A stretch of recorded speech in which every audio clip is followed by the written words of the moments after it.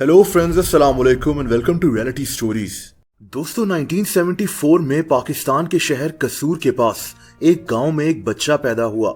इसका नाम मजहर फारूक रख दिया गया। ये एक खुशहाल फैमिली में पैदा हुआ था। इन लोगों की जमीनें थीं, खेत थे, बागात थे। मजहर का बचपन हंसते खेलते गुजर गया। ये अक्सर अपने वालिद के साथ अपने बागात और खेतों में निकल जाया करता था। ये बच्चा पढ़ाई में भी बहुत तेज था। इसने मैट्रिक भी फर्स्ट डिवीजन में की थी। इस दौरान मजहर की फैमिली कसूर शहर में शिफ्ट हो गई थी। मजहर ने मैट्रिक के बाद लाहौर के एफसी कॉलेज में एडमिशन ले लिया।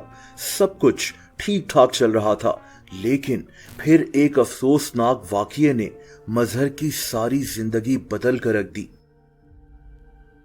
दोस्तों, मजहर अभी एफसी कॉलेज में पढ़ाई कर रहा था जब इसके वालिद को कत्ल कर दिया गया। यह जून 1991 का वाकया है। वालिद के कत्ल ने मजहर की जिंदगी ही चेंज कर दी। ये सिर्फ 17 साल का था। वालिद की मौत के बाद मजहर के हिस्से में काफी प्रॉपर्टी आनी थी, लेकिन इससे पहले कि इसे ये प्रॉपर्टी मिलती, इस पर एक आदमी को कत्ल करने का इल्जाम लगा दिया गया। मजहर के मुताबिक ये इल्जाम इसके मुखालफीन ने लगाया था ताकि इसकी प्रॉपर्टी पर कब्जा किया जा सके। वो लोग बहुत बासर थे। उस आदमी की कत्ल की एफआईआर में मजहर का नाम भी शामिल नहीं था, लेकिन इस एफआईआर में कटिंग कर कर मजहर का नाम शामिल किया गया। कुछ साल तक इस केस को लड़ने के बाद मजहर को सजाए मौत सुना दी गई। मजहर के वहमो गुमान में भी नहीं था कि इसके साथ ये सब कुछ होगा। दोस्तों, मजहर को लाहौर की सेंट्रल जेल में मुंतकिल कर दिया गया। इसे कोट लखपत जेल भी कहा जाता है। मजहर ने अपनी सजाए मौत का फैसला हाई कोर्ट में चैलेंज कर दिया था, लेकिन इसकी अपील की सुनवाई कब होनी थी ये खुद भी नहीं जानता था। इसमें कई साल लग सकते थे। मजहर की वालदा की सारी खुशियां खत्म हो गई थीं।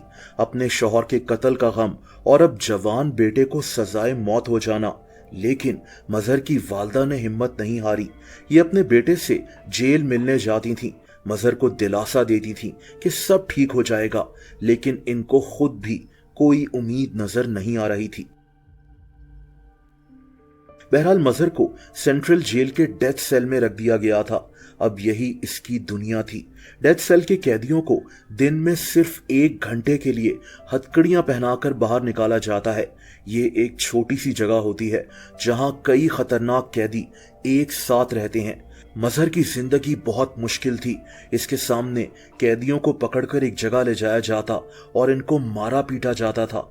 लेकिन दोस्तों, सजाए मौत का खौफ और टॉर्चर का डर, ये सब जहन में रखकर भी मजहर ने अपनी जिंदगी जीना नहीं छोड़ी। ये 5 वक्त की नमाज पढ़ता था। इसने कुरान पाक भी पढ़ना शुरू कर दिया। साथ साथ इसने डिसाइड किया कि ये अपनी पढ़ाई भी जारी रखेगा। मजहर ने अपने छोटे भाई से एफए की किताबें मंगवाईं और जेल में ही तैयारी कर कर जेल में एफए के एग्जाम्स दिए और पास हो गया। इसके बाद इसने बीए भी कर लिया।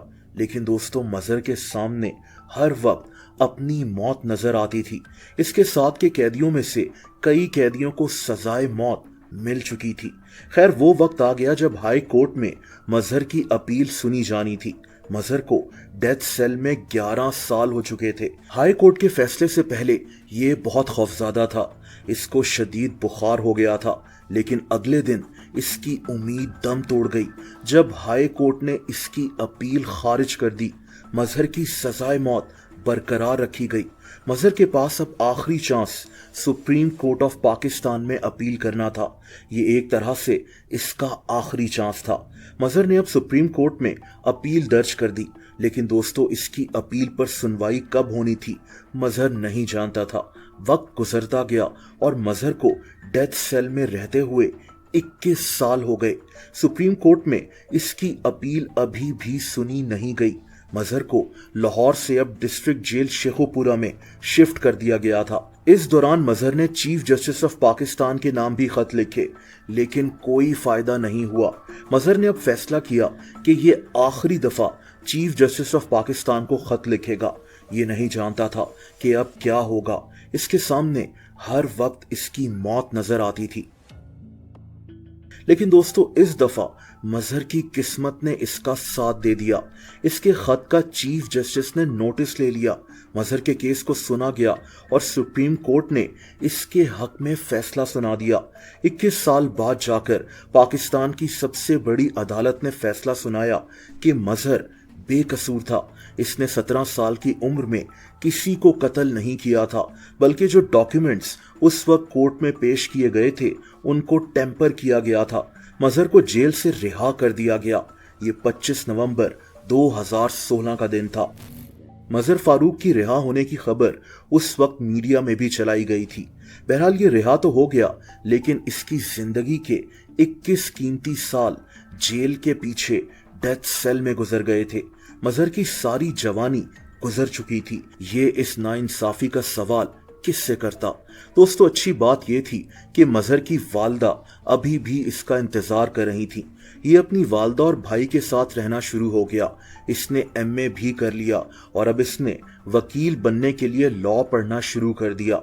इसकी सोच थी कि जो ज्यादती इसके साथ हुई है वो किसी और के साथ ना हो और वकील बनकर ये ऐसे ही लोगों के केसेस लड़ सके।